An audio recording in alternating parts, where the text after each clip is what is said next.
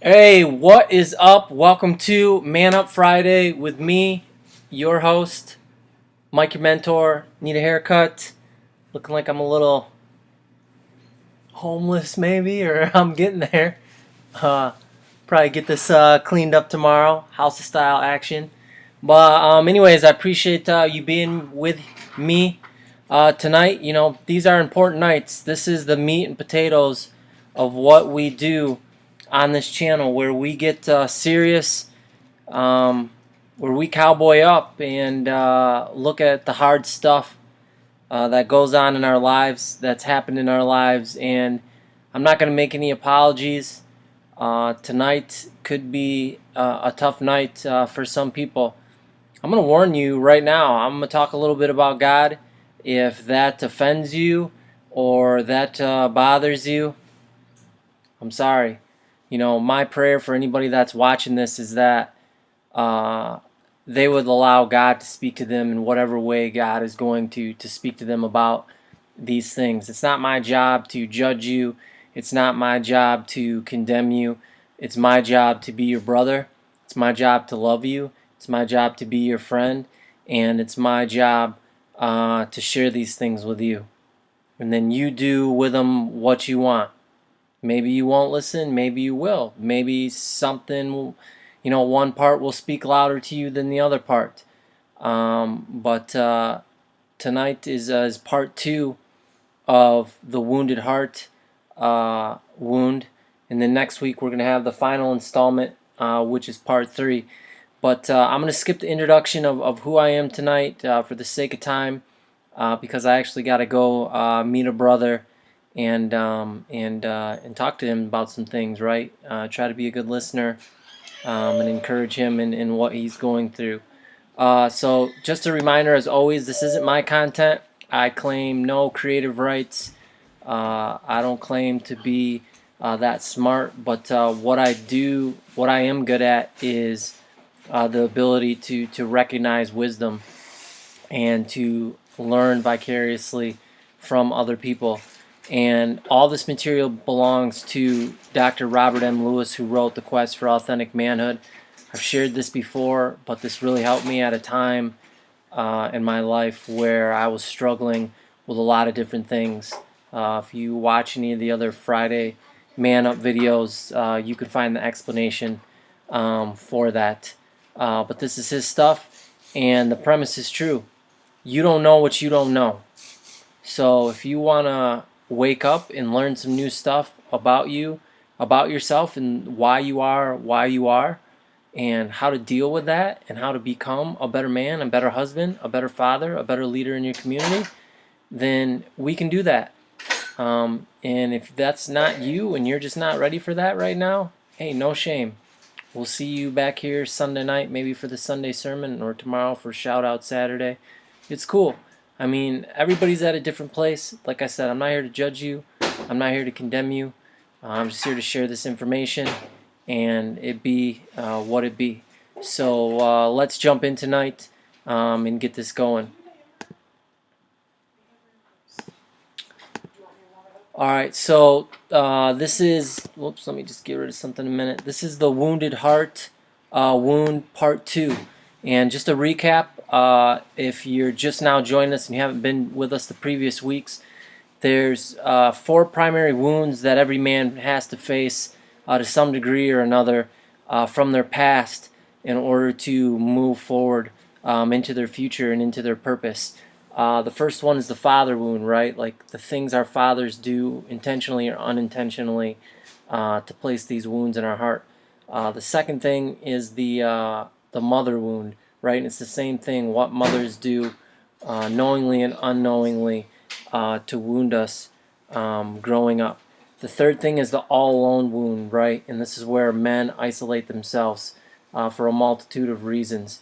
And now, finally, we're talking about the fourth kind of wound, which is the wounded heart, and how we deal with these wounds that we've received in the past, and where they come from, and how we start to get over them. So this is where the course material starts to change from more of a history and building context into actual everyday application that will start to change your life if you do these things. And I'm not sharing my screen. Okay, I just realized that. All right, here we go. Sorry about that. Don't want to do that. Okay, the Wounded Heart, part 2. So tonight we're talking about the implications of the wounded heart. So first we're going to take a second look at this wound. And we need to give an honest confession. And that honest confession is this subject matter is hard to discuss, and I would say it's even harder to face. There's a picture in one of the previous weeks that I used, and it shows a man going down a dark tunnel, or heading out of a dark tunnel, maybe. I don't know what direction he's going, to be honest with you. But he is going into a dark tunnel. And he has no idea what lies ahead. And that's a perfect picture for dealing with this stuff, right? Like, it's scary. And the majority of men, if left to themselves, will not touch this stuff. We won't go near it because we've suppressed it and we've pushed it down so far. And those things they're raw, and the closer that we get to them, the rawer they become. And the bigger that they appear, right?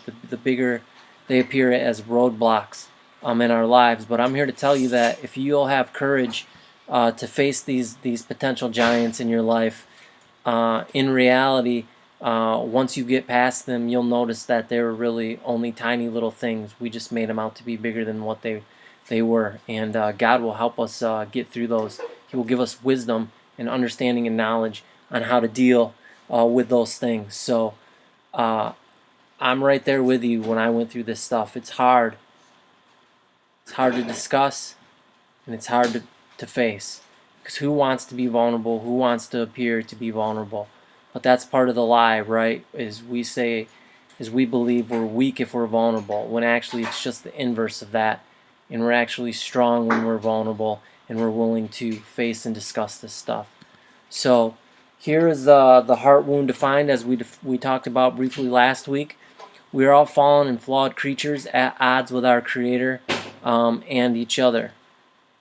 And then Ephesians 2:3, among them we too all formerly lived in the lust of our flesh, indulging the desires of the flesh and of the mind, and were by nature children of wrath, even as the rest. And that just talks about how we're born into this world with that predisposition, right?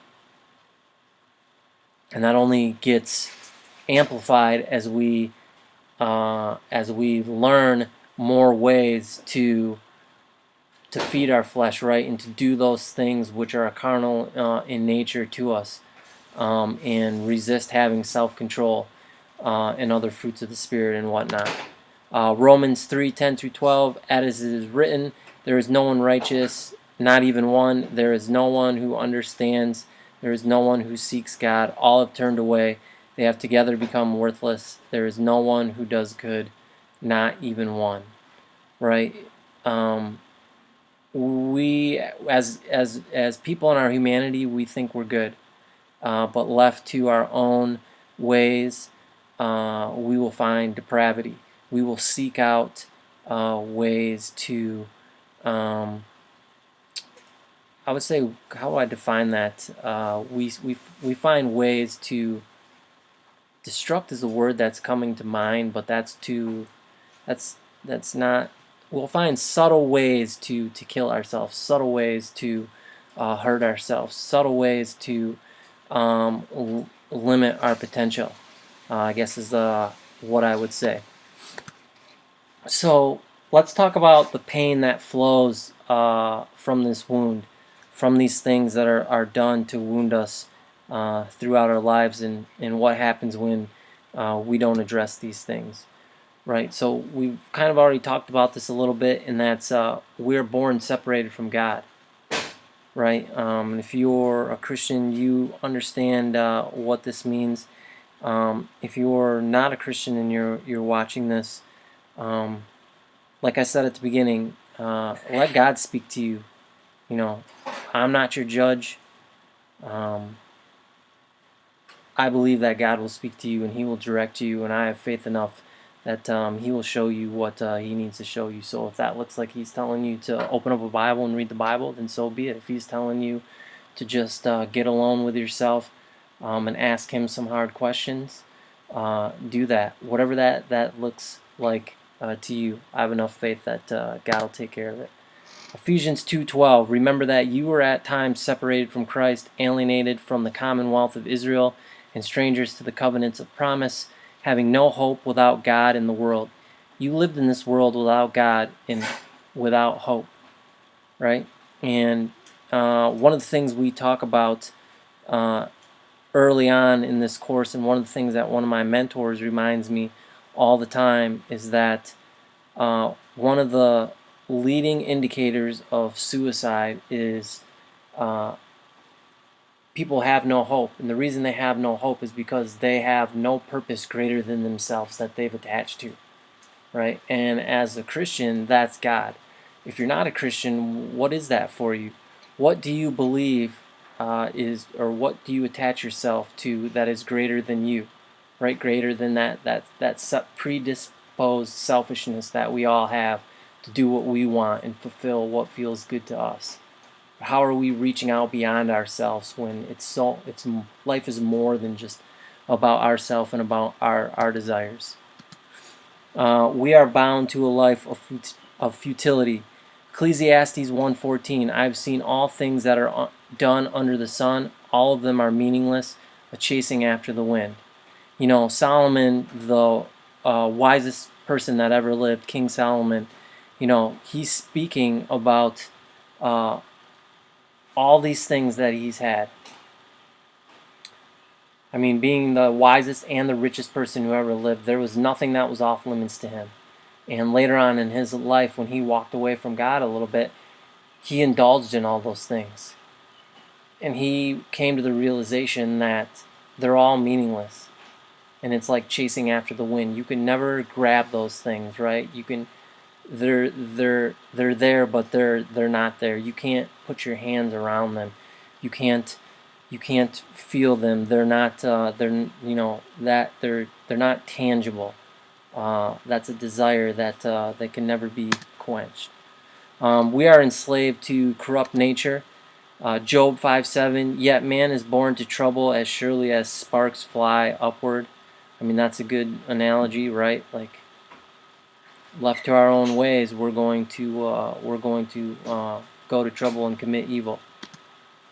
And that's part D, right? We are bent to do evil. The acts of the flesh are obvious: sexual immorality, impurity and debauchery, idolatry and witchcraft, hatred, discord, jealousy, fits of rage, selfish ambition, dissension, factions and envy, drunkenness, orgies, and the like. I warn you, as I did before, that those who live like this will not inherit the kingdom of God.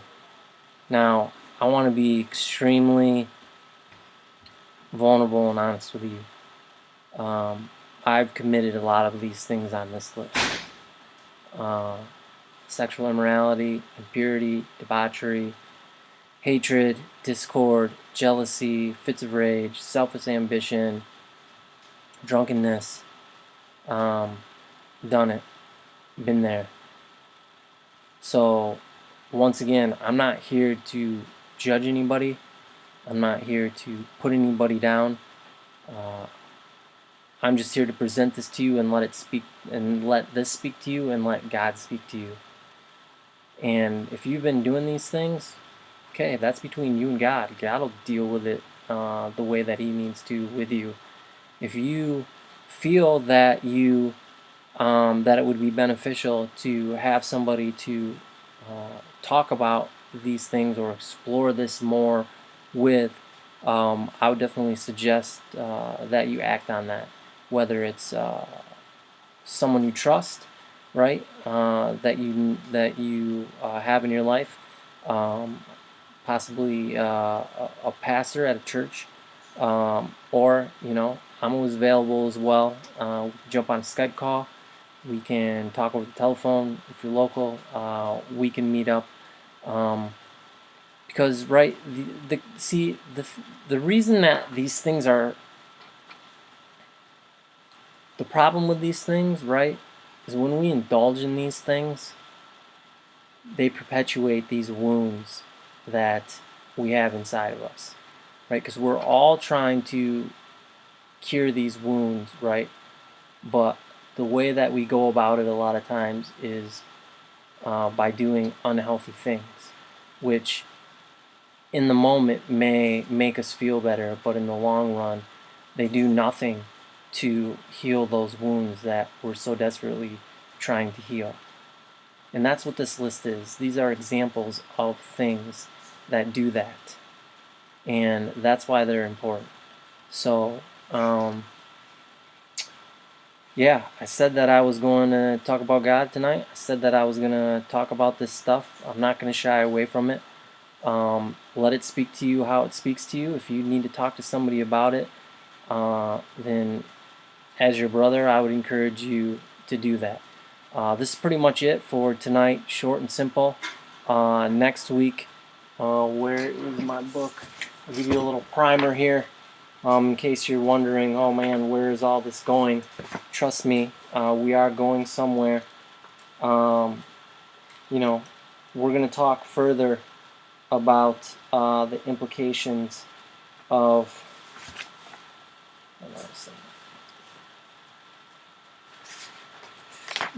of this wound, and we're going to get into some things that maybe some of you have heard about before, right? The mask that we put on, and how these wounds lead us to do that, right? So we can cover these things up, and this is really where we start to understand how we lie to ourselves and how we lie to others about how we feel, and what that looks like internally, and then what that looks like externally as we present ourselves to other people. So I appreciate you guys being with me tonight. I love you guys. You know, I'm praying for you guys that watch these videos, that God would move in your life and do powerful things, and help you become the person that you were created to be.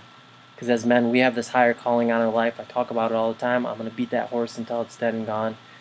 We were created to be better husbands. We were created to be better fathers. We were created to be better men in our community, better leaders. And it's not going to happen until we're willing to deal with these things that have come up in our life that we've shoved down or refused to walk through. So I will see you guys tomorrow for Saturday shout out. Have yourself a good night. Bye.